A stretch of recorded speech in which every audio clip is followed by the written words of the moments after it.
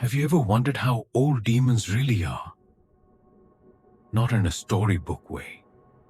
Not the ones hiding under the bed. I mean the ones that came long before us. Before there were beds to hide under. Before fire. Before names. Before anything was written or spoken. There was something already watching. They didn't need rituals to exist. They didn't need belief. They just were.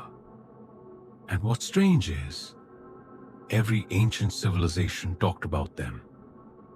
Cultures separated by oceans, by centuries, all describing the same thing. Different names, different faces, but the same hunger. The same silence that fills a room after the lights go out. Maybe they weren't imagining the dark. Maybe they were remembering it. Tonight, we open the pages of something older than myth. We'll explore how demons were first named, what they crave more than blood, and which ones walk like beasts, and which ones act more like us. The truth is, not all demons come to destroy. Some just want to stay near, to watch, to blend in. And if you're lying down right now, waiting for sleep to pull you under, you might want to wait a little longer. Because once you hear what some of them feed on, you'll start to wonder what you've already given away.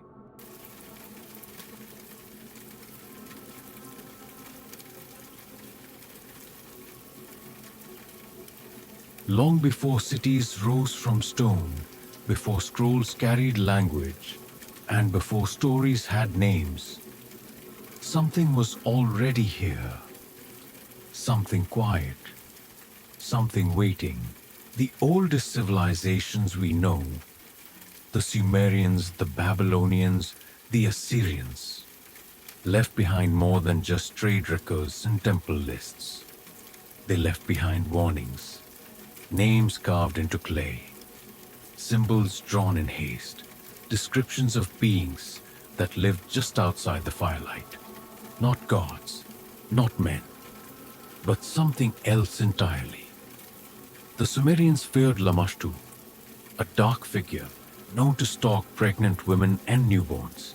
She wasn't just a threat, she was a presence, always near, always watching. No sword, no shield, no wall could truly keep her out. To them, she wasn't myth. She was a reality you prayed wouldn't notice your house. Then came the Utukku, spirits of the dead twisted by bitterness. They didn't haunt, they clung, lingered, followed. In the minds of those who recorded them, demons didn't just come from hell. Some were born from sorrow, others from betrayal, some from the sheer cruelty of life left unanswered. Christianity paints a more defined image. Fallen angels, beings who once stood in light and chose darkness. Not because they were weak, but because they believed they could rule themselves. These demons are not beasts, they're strategists. They don't destroy everything, they target the cracks. As time passed, new names appeared, new shapes. In Hindu texts, demons were called asuras, but they weren't monsters. Not at first. They were once celestial, like gods, equal in power, but corrupted by ego, by desire. They weren't thrown out, they fell. And that fall wasn't a scream, it was a choice. In Buddhism, the figure Mara doesn't roar or chase. He waits, offers comfort, shows you what you crave most, right before you reach peace. He doesn't strike with force. He whispers when your guard is down, and suddenly you stop moving forward. You give in thinking it's your idea. Even in Judaism, demons are more complex than evil. The Shedim live among people, Some marry, some help, some harm. They exist in that space between light and shadow, never fully seen, never fully understood, but always close. And in Islam, we meet the Jinn, born from smokeless fire, independent, conscious, capable of great good or great harm. Among them are the Shedim, those who mislead, tempt, and wait for moments of arrogance or anger to take root. They don't chase, they circle. Here's what's truly unsettling. These cultures, separated by oceans, by time, by belief, all speak of the same kind of presence. Something unseen, something hungry, something that doesn't need your permission to exist, but waits for your attention all the same. Maybe demons aren't a religion's invention. Maybe there's something far more universal. Maybe they are what fear becomes when it lingers too long. And if that's true, then it's not about what demons look like. It's about what they need, what they follow, what they feed on. Because knowing what they are is just the surface. The real question is, what makes them stronger? That's where we go next. Demons don't need teeth to feed. They don't hunt like animals or devour like beasts. What they crave is much quieter. They feed on emotion, not joy, not peace, not anything that lifts you up. They hunger for what drags you down. Fear, grief, obsession, rage, lust, guilt. They don't always want your soul, not right away. What they want first is your unrest. In ancient Christian thought, the 7 deadly sins weren't just moral failings, they were invitations. Pride opens a door. Envy leaves a window cracked. Wrath kicks the lock off its hinges. Each one of these emotions was seen not as a flaw, but as a beacon.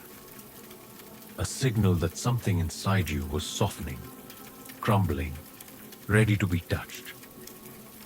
In Islamic belief, the shayateen don't leap onto you with claws and flame. They approach in silence. They whisper gently. They wait for your ego to swell, or your anger to simmer.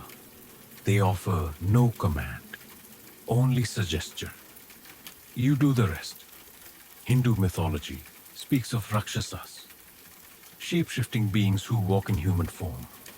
Some crave blood, others chaos. But many simply want influence. They earn your trust, appear kind, appear wise. Then, when you rely on them, they unravel you from within. Across all these traditions, one truth stays the same. Demons grow stronger when you spiral. They don't thrive on a single scream. They thrive on what happens after. The thoughts you can't stop replaying. The wound you won't let heal.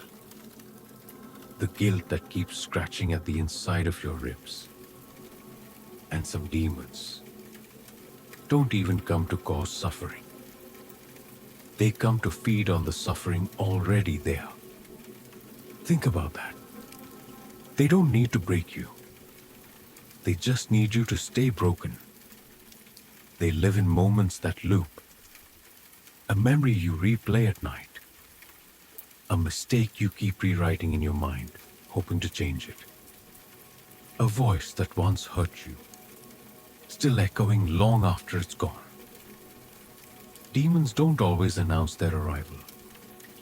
Sometimes they arrive quietly, in the form of a thought, a compulsion, a distraction you can't seem to shake. And sometimes the hunger escalates. What begins as a whisper becomes a shadow. What begins as a nudge becomes a grip.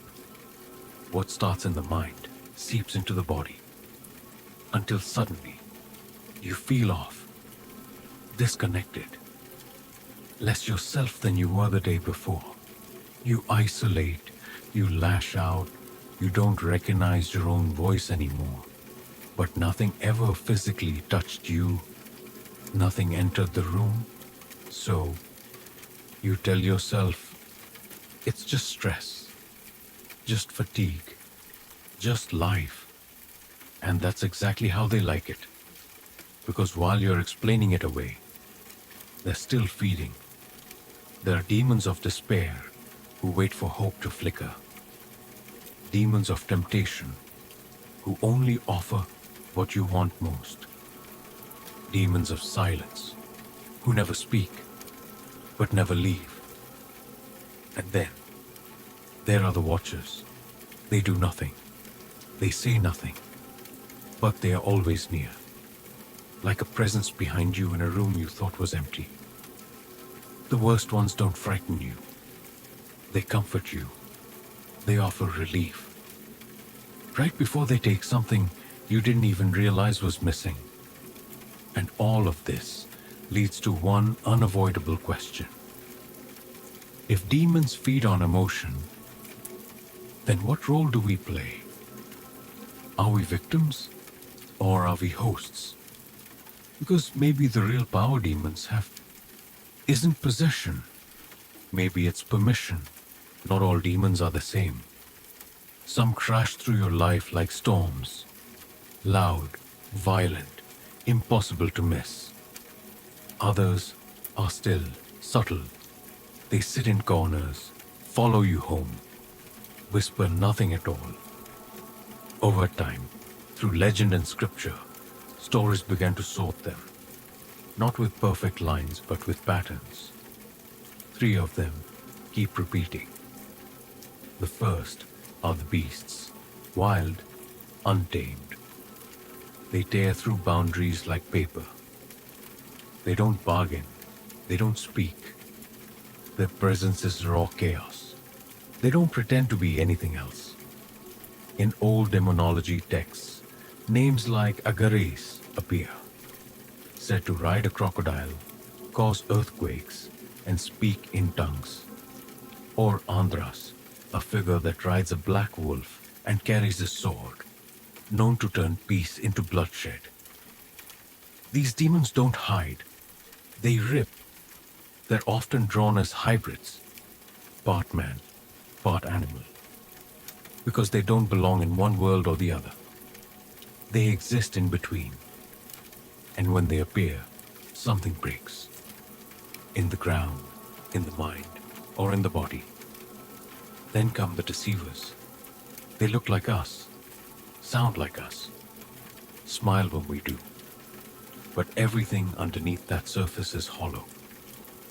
These are the demons who walk with you, not to attack, but to guide. Gently, patiently, of course.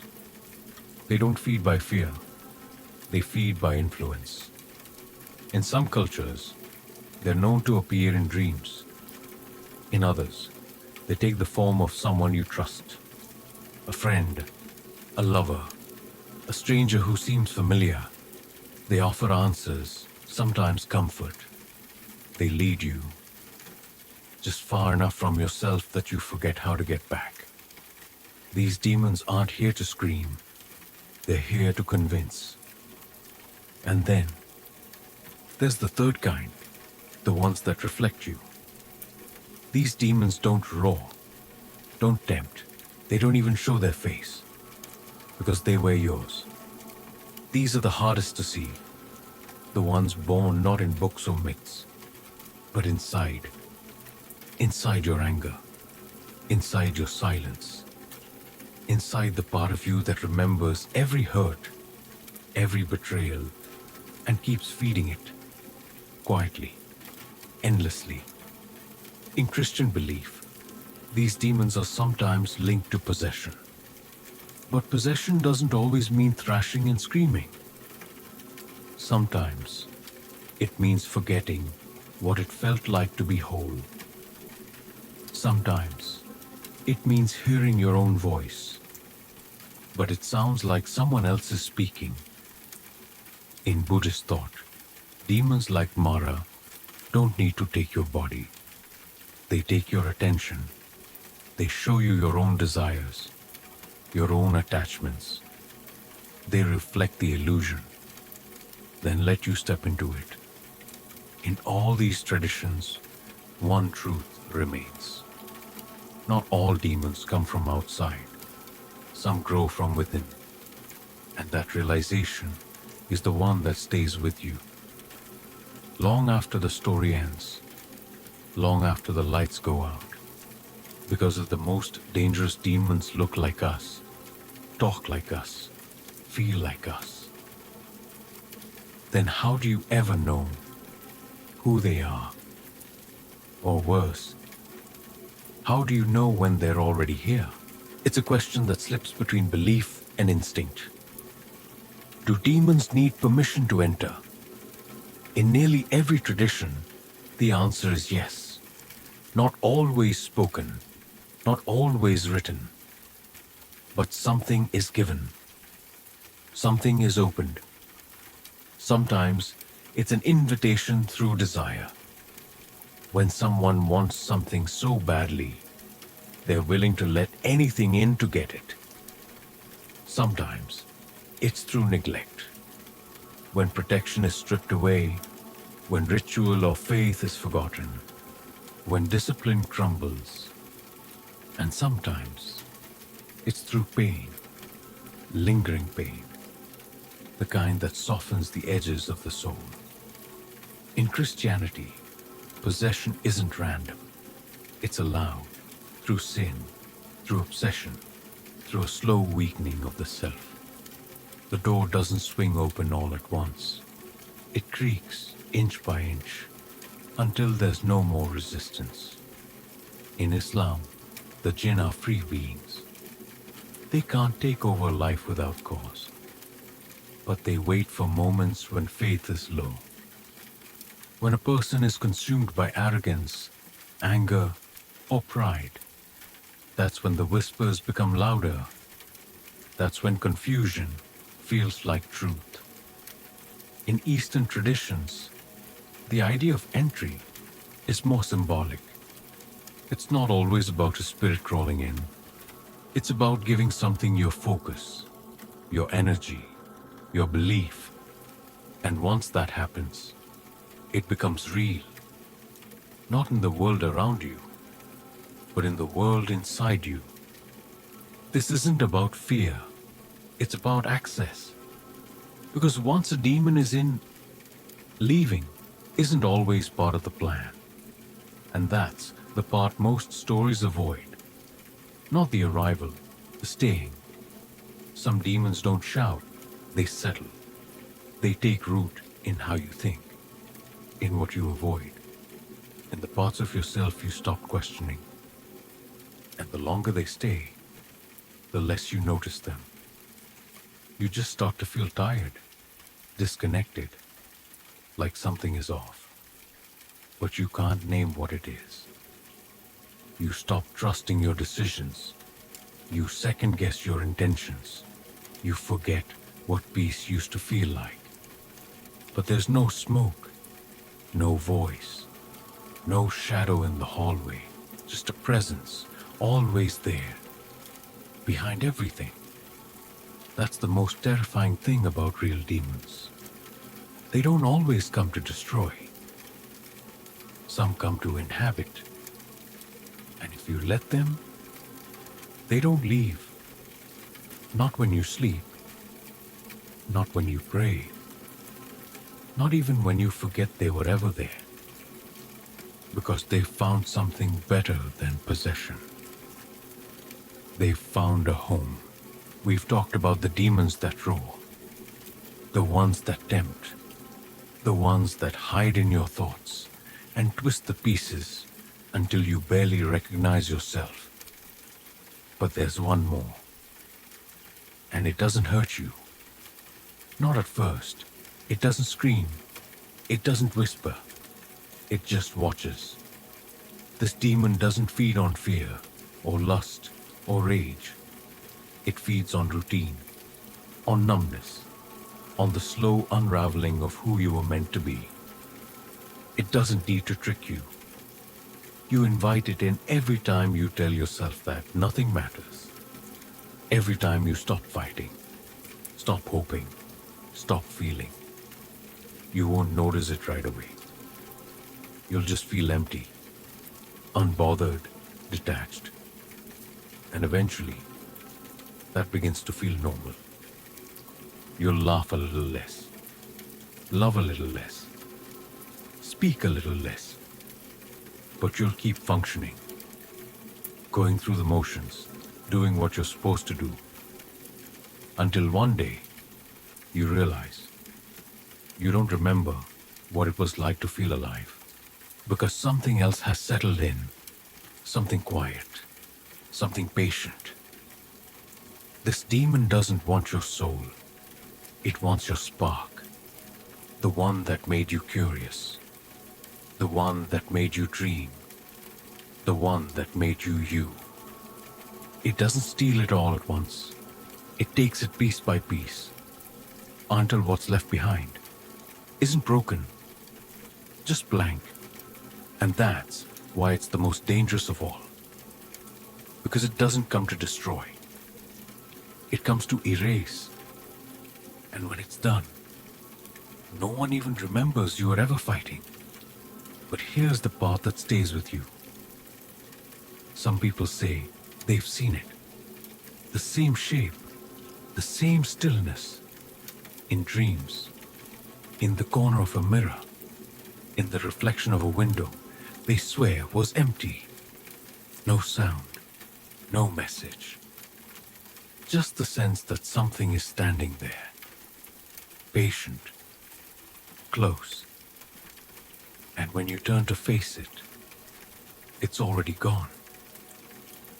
Or maybe it never left. Some demons scream, some whisper, and some just wait for you to fall asleep. If the story made you feel something, that little chill, that quiet stillness just behind your thoughts, then you're exactly where you're meant to be. This is Doze and Dread, where the stories don't just end. They stay with you. So if you're still awake, or if you're drifting somewhere in between, go ahead and subscribe. We'll be right here when you come back, waiting, with another story, another shadow. And maybe next time, it's your name the dark remembers.